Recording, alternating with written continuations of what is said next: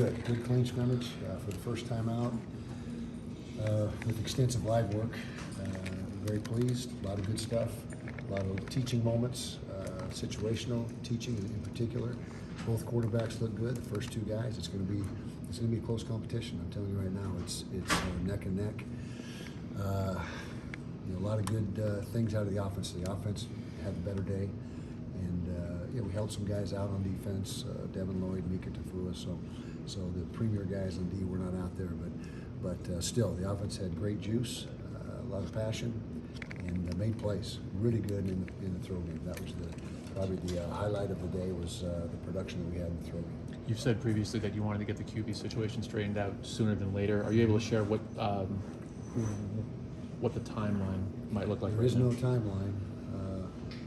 Sooner rather than later is still obviously optimal, but it's close. It's so close right now. I can tell you, no decision will be made prior to next week's scrimmage, and then hopefully shortly thereafter it'll be made. But don't hold me to that because we didn't take as much time as we need. What's Brewer doing well? What's Cam doing well? They're both throwing the ball very accurately. They're taking care of it. They're making good decisions. They're getting the tempo of the offense where it needs to be. They're leading. They're both leaders, and they're both making very few mistakes. You talked about how impressed you were with the throw game today. Obviously, outside of the quarterbacks, who's been standing out in the passing game? Theo Howard had a very nice day today. The tight ends, all of them, played well. Solo Enos, Covey didn't play. Devon Bailey showed up. Jalen Dixon did some good things. I'm probably forgetting a couple guys. Tavion Thompson's really good in the run game. He's a load. So we got some things going for us. The offensive line protected well. That was really the catalyst to the throw game today was the protection by the front. Do you feel like you've got your first five in your offensive line yet? Not yet, because we still got some guys in our practicing, some guys that are going to most likely be in that top five, and so it's still probably a week away from being solidified. How's Bam looked at left tackle? Bam's doing a good job. Bam is doing a good job. He's still got some things to work on, like everybody, but he's physical. He's tough to rush against because he's so long and just massive. He takes up so much space. You've mentioned Tavion Thomas a few times. Yep. Is he what you would consider to be a three-down back, an all-around back right now? He's becoming that. And I don't want to take away from what the other three are doing as well, because Chris Curry and T.J. Pledger and Mackay Bernard are all three performing well. But today in particular, Tavion looked very good. How about the strong safety spot? Any separation with your three guys there? No, we got four guys that are really vying for the spots, two spots: Vontae Davis, Brandon McKinney, Kamoi Latu, and there's two or three other guys they're battling for that fifth spot, and then the other fourth spot. Who's the other kid from Georgia? Come on, help me. Cole Bishop. I'm getting old. I got Cole you. Bishop is a great player for us, and he's the guy that is also in that top four mix. And the fifth, sixth guys are starting to sort themselves out, but not yet. Who are your backup linebackers right now behind Sewell and That's Devin Lloyd? being sorted out as well. Both Calvert boys are doing good. Josh and Ethan. Jonah Ellis is doing a nice job. Trey Reynolds is doing a nice job. Andrew Mataafa, Carney Reed. So there's about 5 or 6 guys jockeying for that second unit linebacking core. I don't think we've talked to you yet about your new punter. Hayden Fury, Your new punter? started off horribly. He was absolutely brutal when we first got him. He was a little bit nervous. He doesn't know much about football. Now he's starting to kick the ball like we knew he was capable of. Had a very good day today. I think his average was well over 45 yards a kick, and it looks like he's going to, if he continues to progress, looks like he's going to be good. Is he more of a rugby style guy? Is he more of a straightaway guy? He can do both. Is he do both? Yep. I'm curious, Kyle, you said the scrimmage went well. What is it that you're looking for as a head coach from your guys during a first scrimmage? Clean execution by the offense, very few penalties, not shooting yourself in the foot. Defensively, running the football, showing great hustle, taking great angles. Back to the offense, just the operation of it all, the substitution, clean in and out, not having getting bogged down by the substitution, not pressing the clock, not having the clock be 3, 2, 1, before you snap it, with plenty of time. Just the whole operation, and that was all very good today.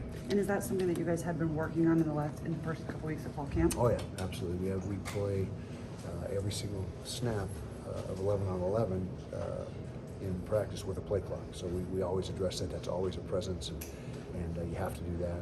And the 2-minute was very good today too. With 2-minute mechanics, and just there's more. The players have a better grasp right now of 2-minute than we've had in the past. So I think right now 2-minute is good. You've got some good young cornerbacks on that defensive side of the ball. How are things shaking out there?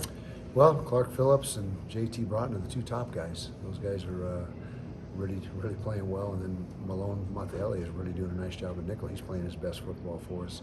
Fabian Marks, Zamiah Vaughn, two guys that can go in a heartbeat on the outside and really not have much drop off at all.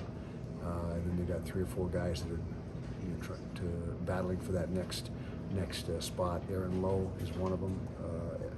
LPJ is another. So we've got some good competition there. There's competition at virtually every position, which helps. I mean, that means you got some depth, and it makes everybody better. Along those same lines, you've brought in a lot of talent over the last few years, and there's still that buy-in to the culture of competition here, which you've built your program on. What does that say that you're recruiting at a higher level, but you continue to preach that culture of competition? Well, it speaks to the assistant coaches recruiting the right guys, and it speaks to our players that are in the program accepting and welcoming the new guys, and the new guys becoming us not becoming them. And that's something that we talk about all the time. New guys have bought into the fact that they need this team more than this team needs them. That's got to be the attitude of every player and coach in the program. And so if you have everyone pulling in the same direction and concerned with being a great teammate and a coach that's unselfish and doesn't have an agenda, that's what we're looking for. Is there any sort of message you give to Rising and Brewer as they head into their second week of competition? Just compete. Just compete. Don't press. You're competing against yourself as well as the other person. So just be the best version of yourself every single day. No peaks and valleys. Be a steady performer. Is number 3 still ongoing between Peter and Jack Wyndham? Yeah, it's still ongoing, and Bryson Barnes did some good things today, so he's not out of the mix completely for that spot either. But that is still being organized. Yeah. On day one of fall camp, you mentioned that this team showed a lot of characteristic leaderships of the 2019 team. Do you still stand by that after watching them scrimmage today? 100% stand by that, and that's a mark of a team that has a chance to be really good, is one that's governed from within and the players take ownership, and our guys, those upperclassmen, have definitely done that. Now that you've gotten a good look at the true freshman class, the most recent signing class with the new guys that have joined the program, how optimistic are you about the new guys in the program? Very much so. I think the future is bright here, and we're heavy loaded with freshmen and sophomores. I've told you before, I think 70-something of the 79, 78 of the 93 scholarships are in the freshman and sophomore class. So it's a high number. I can't give you exactly, but it's an inordinate amount in those 2 classes, and a lot of those guys are contributing right now. They're factors for us. I apologize if I've already been asked this, but how's that safety position shaking out? Shaking up good. Cole Bishop, I forgot that name. Doing a nice job. Kamoi Latu, Vontae Davis, Brandon McKinney. Those are your top 4. Not necessarily in that order. Final question, guys. Thank you, Jordy. You saved me. The defensive end position. Yep. Opposite, you lose to Pai. You have some experience there, Xavier Carlton, Van Villinger, but beyond that, what are your expectations? Well, we got Mika Tafua, who's the headliner there. Yeah. He's the leader of that group. You mentioned the 2 freshmen that are tremendous players in X and Van. Miki Sugataranga is the next guy up. And then it's a battle for that 5th spot. Tyler Regis shows some really good things, although he's been on the shelf for a few days. We hope to get him back Monday. And